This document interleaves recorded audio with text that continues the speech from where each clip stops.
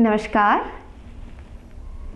आज हम एक प्रयोग करेंगे जिसमें हम देखेंगे कि चार्ज पार्टिकल्स इलेक्ट्रिक और मैग्नेटिक फील्ड में कैसे मूव करते हैं। तो यहाँ पर हम एक म्यूचुअली परपेंडिकुलर मैग्नेटिक फील्ड और इलेक्ट्रिक फील्ड क्रिएट करेंगे। तो इलेक्ट्रिक फील्ड को क्रिएट करने के लिए मेरे पास यहाँ एक ये ढक्कन है, उसके अंदर एक एल्यूमिनियम की ये स्ट्रिप है जो मैं डाल रही हूँ। और अब मैं ये स्ट्रिप को मेरे पास जो बैटरी है, यहाँ ये बैटरी है, उसके नेगेटिव टर्मिनल से कनेक्ट कर रही हूँ। तो ये मैंने इसे नेगेटिव टर्मिनल से कनेक्ट कर दिया है। अब मैं इस ढक्कन में पानी डाल रही हूँ, वो जिसमें नमक मिला हुआ है। तो ये पानी में नमक है और मैं इसको इससे भर रही हूँ। एल्यूमिनियम की स्ट्रिप पानी में डूब गई है और एक इलेक्ट्रोड की तरह काम कर रही है ये जो एल्यूमिनियम की स्ट्रिप है। और जो यहाँ पर मेरे पास बैटरी का दूसरा टर्मिनल है वो इस लाल वाली क्लिप से कनेक्टेड है। तो ये बैटरी का पॉजिटिव टर्मिनल है और मैं इसे यहाँ इस तरह से रख रही हूँ। तो ऐसे रखने से मैंने यहाँ एक रेडियल इलेक्ट्रिक फील्ड क्रिएट कर दी है, जिसका एक टर्मिनल यहाँ है और दूसरा टर्मिनल जो है वो ये स्ट्रिप पर है। तो यहाँ पर अभी आप देख रहे हैं कि पानी जो है वो स्थिर है, और लेकिन जो इसके अंदर आयंस हैं, सोडियम आयंस, क्लोराइड आयंस, क्योंकि हमने नमक मिला रखा है, और हाइड्रोक्सिल आयंस, ये इलेक्ट्रिक फील्ड में अब मूव कर रहे हैं इस इलेक्ट्रिक फील्ड में। अब मैं ये पूरे अरेंजमेंट को, मेरे पास यहाँ एक मैग्नेट है, उसके ऊपर रखूंगी। तो ये जो मैग्नेट है वो एक रिंग मैग्नेट है। देखिए ये एक रिंग मैग्नेट है जिसका ये एक फेस पर एक पोल होता है और दूसरे फेस पर दूसरा पोल होता है। तो अगर मैं इसके थोड़ा सा ऊपर देखूं मैग्नेट के ऊपर, तो जो मैग्नेटिक फील्ड है वो अगर ये साउथ पोल होगा तो वर्टिकली डाउनवर्ड होगी, और अगर नॉर्थ पोल होगा तो ये वर्टिकली अपवर्ड होगी।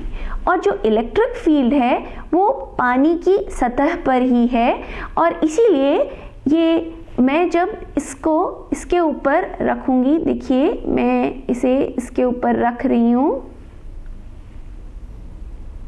तो ये मैंने इसके ऊपर रख दिया और आपको दिख रहा होगा सडनली कि ये पानी जो है पूरा का पूरा वो गोल गोल घूमने लग गया है। यहाँ पर इलेक्ट्रिक फील्ड है, पानी की सतह पर रेडियल फील्ड है, और जो मैग्नेटिक फील्ड है या तो वो वर्टिकली ऊपर की दिशा में है या वर्टिकली नीचे की दिशा में है। तो इलेक्ट्रिक और मैग्नेटिक फील्ड ये आपस में परपेंडिकुलर है। और इसके जो पानी के अंदर हमारे पास चार्जेस हैं, जो सोडियम आयंस हैं, क्लोराइड आयंस हैं, हाइड्रोक्सिल आयंस हैं, तो वो फोर्स एक्सपीरियंस कर रहे हैं इस इलेक्ट्रिक और मैग्नेटिक फील्ड में, और इसके कारण से वो पूरे पानी को ही गोल गोल घुमा रहे हैं। जो फोर्स मिल रहा है सेंट्रीपिटल फोर्स, इसी इलेक्ट्रिक फील्ड और जो मैग्नेटिक फील्ड के कारण QV क्रॉस B का फोर्स है वो सेंट्रीपिटल फोर्स प्रोवाइड कर रहा है। और अगर मैं यहाँ पे ये मेरे पास कुछ थर्मोकोल के बॉल्स हैं वो मैं इस पानी में डाल दूँ तो देखिए ये थर्मोकोल के बॉल्स आपको चलते हुए दिखेंगे पानी के साथ। तो आपको दिख रहा है कि ये एंटी क्लॉकवाइज डायरेक्शन में घूम रहे हैं सब। अब मैं अगर इसे हटा करके ये मैग्नेट की फेस को पलट देती हूँ और इसका जो पोल था वो अब रिवर्स हो गया है और मैग्नेटिक फील्ड का डायरेक्शन भी अब उल्टा हो गया है, तो अब देखिएगा कि क्या होगा। पहले ये एंटी क्लॉकवाइज डायरेक्शन में पूरा पानी घूम रहा था और अब देखिए ये क्लॉकवाइज घूमने लग गया है। तो ये जो आपको दिख रहा है ये क्लॉकवाइज डायरेक्शन में अब पानी घूमने लग गया है। जब मैंने मैग्नेटिक फील्ड का डायरेक्शन को रिवर्स कर दिया तो ये भी रिवर्स हो गया है।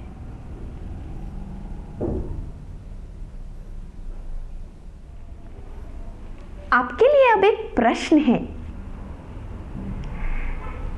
ये आपने देखा कि पूरा का पूरा पानी या तो क्लॉकवाइज घूम रहा है या एंटी क्लॉकवाइज घूम रहा है, क्योंकि जो चार्ज पार्टिकल्स हैं वो फोर्स एक्सपीरियंस कर रहे हैं इस इलेक्ट्रिक और मैग्नेटिक फील्ड में। तो इसमें तो पॉजिटिव आयंस भी हैं और नेगेटिव आयंस भी हैं, पर ये सारे ही पॉजिटिव हो या नेगेटिव हो, ये सारे आयंस एक ही सेंस में घूम रहे थे, या तो एंटी क्लॉकवाइज या फिर क्लॉकवाइज। तो ऐसा क्यों? इस बारे में सोचिएगा। Thank you.